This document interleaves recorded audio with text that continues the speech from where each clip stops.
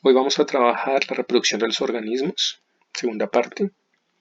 Iniciemos recordando que reproducción es una de las tres funciones básicas de los seres vivos, que básicamente busca que sus progenitores den lugar a nuevos organismos, de tal manera que su información genética pase a la siguiente generación. Tenemos dos tipos de reproducción, asexual y sexual.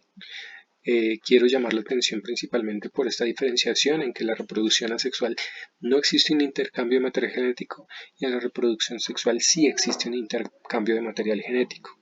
Podemos observar otra serie de características que ya charlamos la clase pasada, que podemos observar aquí, pero pues no entraremos en detalle. Para hoy necesitamos aclarar algunos conceptos. Para empezar, cuando hablamos de organismos monoicos, estamos hablando de organismos con estructuras masculinas y femeninas en un mismo individuo. Pero si hablamos de organismos dioicos, son organismos separados, independientes, que tienen sus órganos sexuales diferenciados en macho y hembra. Hablamos de dimorfismo cuando vemos una diferenciación clara entre macho y hembra en cuanto a su morfología.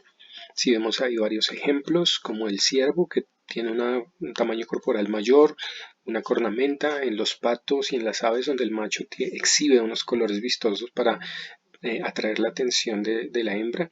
Y en el caso de algunos insectos, como aquí vemos el escarabajo ciervo, que tiene unas estructuras, pues también para defender su territorio. En cuanto al desarrollo embrional, tenemos tres características. Tenemos los ovíparos, que hace mención a las hembras que ponen huevos y el embrión se desarrolla fuera de su cuerpo. Los ovovivíparos, que se reproducen por huevos, pero este huevo se desarrolla al interior de la madre. Los vivíparos, que normalmente el embrión se desarrolla dentro del útero de la madre. En cuanto a ya hablar en grupos específicos, tenemos los nidarios. Un ejemplo viene siendo las medusas, que tienen una reproducción asexual y sexual, una etapa sexual donde el ovario y los espermatozoides se liberan, se forma el cigoto, luego una larva se fija en un sustrato y se desarrolla. Son dioicos, algunas especies son monoicas, tienen un dimorfismo sexual, o sea, macho y hembra son diferentes, y su fecundación es externa. En los equinodermos, uno de los ejemplos más visibles viene siendo la estrella de mar. Tiene una reproducción asexual. Sexual aquí, como observamos, también con un macho y una hembra, o sea, son dioicos. No hay un dimorfismo sexual marcado y su fecundación es externa, como observamos en la imagen. Los platelmintos tienen una reproducción principalmente sexual, son monoicos, quiere decir que tienen pues, sus estructuras sexuales masculinas y femeninas en el mismo organismo, se autofecundan a sí mismos. Normalmente este vendría siendo el ciclo de la tenia, donde a partir de las heces fecales se contamina, digamos, los prados, los animales consumen esos huevecillos, se enquistan estos huevecillos en la carne de estos organismos y el hombre vuelve y las consume, y así vendría siendo el ciclo. En los nemátodos, entonces, vienen siendo gusanos, ya no son planos, sino gusanos redondos, no segmentados, tienen una reproducción sexual, ellos son dioicos, lo que quiere decir que macho y hembra se diferencian. La hembra tiende a ser un poquito más larga y el macho, su colita se enrosca, forma como una horquilla. Tiene un dimorfismo sexual marcado, macho y hembra se diferencian y hay una fecundación interna. Aquí podemos observar una imagen donde la ascaris puede desarrollarse al interior de los intestinos. Su ciclo está también muy asociado al hombre mediante contaminación por heces fecales donde están los huevitos.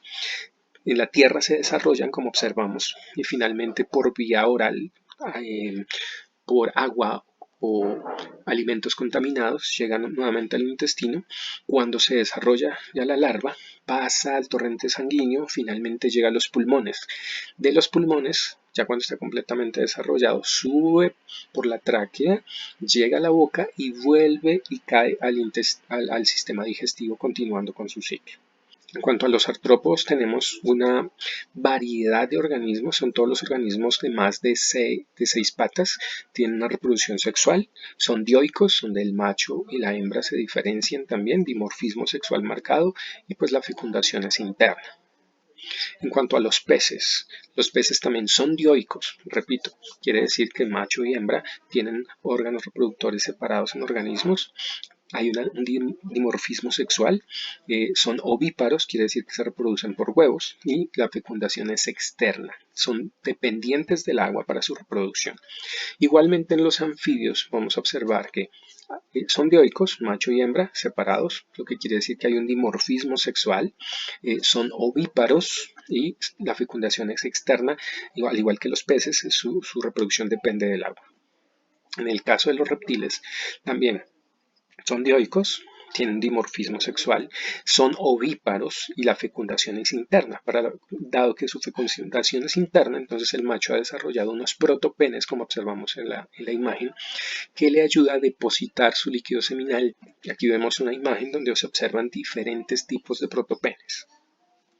En cuanto a las aves, entonces sabemos que son dioicos, o sea, el macho y hembra, un dimorfismo sexual también marcado. En las aves tiende a ser muchísimo más evidente. Son ovíparos y la fecundación es interna. En el caso de las aves, la fecundación se da por las cloacas que se juntan. El macho, cuando llamamos que pisa a la hembra, lo que está haciendo es juntar sus cloacas para hacer un intercambio ahí de material genético. En las aves podemos observar cómo se da el desarrollo de un huevo. En el ovario, entonces la yema o el óvulo se empieza a desarrollar. Eso tarda más o menos 15-30 minutos, aunque pues tiene este desarrollo del folículo, tiene una preparación anterior. Luego pasa al oviducto, que tarda más o menos unas 4 horas, donde se adiciona la albúmina. 1 hora más, en donde se forman las membranas de la cáscara. Luego pasa al útero, donde se forma la cáscara, estamos hablando de más o menos 19 horas, y finalmente pues ya se da la salida de este huevo por la cloaca, con un total de más o menos 24 horas. También observamos aquí las características internas del huevo. Tiene un peso más o menos de 53 gramos, tiene variedad de colores en muchas aves, pero en términos generales podemos ver estas características. Tiene una cáscara externa dura, principalmente rica en calcio, unas membranas testáceas. La cáscara se caracteriza por tener diversidad de poros que le permite un intercambio de gases, ¿cierto? En la parte inferior vemos la cámara de aire, que es por donde ocurre este proceso, es donde más poros hay. Un huevo puede tener entre 7.000 y 10.000 poros. En la parte interna podemos ver la yema, que tiene una cantidad grande de proteínas, vitaminas, que le va a permitir el desarrollo del embrión. Vemos ahí el disco germinal en negrito, donde realmente es donde están las células germinales. Y la parte externa, la clara, viene siendo también rica en vitaminas, en agua, en proteínas, que aquí podemos observar que por densidades tenemos albumen interno que es fluido y uno externo que es mucho más denso. En cuanto a los mamíferos, podemos observar que son dioicos, ¿cierto? Macho y hembra por separado. Tenemos un dimorfismo sexual también marcado, son vivíparos, lo que quiere decir que los embriones se desarrollan dentro del útero de la madre y tienen una fecundación interna. Aquí ya tenemos un pene propiamente dicho que permite que el líquido seminal del macho pues ingrese al aparato reproductor femenino. Tenemos una diferenciación, tenemos los monotremas, como en el caso del ornitorrinco, los equidnas que ponen huevos son mamíferos, y en el caso de los marsupiales que tienen un marsupio, una bolsa para terminar con el desarrollo de sus crías. Y finalmente tenemos los placentarios, que permite que sus crías terminen de desarrollarse al interior del cuerpo de sus mamitas. Les agradezco mucho su atención. Entonces los invito a resolver el cuestionario de la clase de hoy.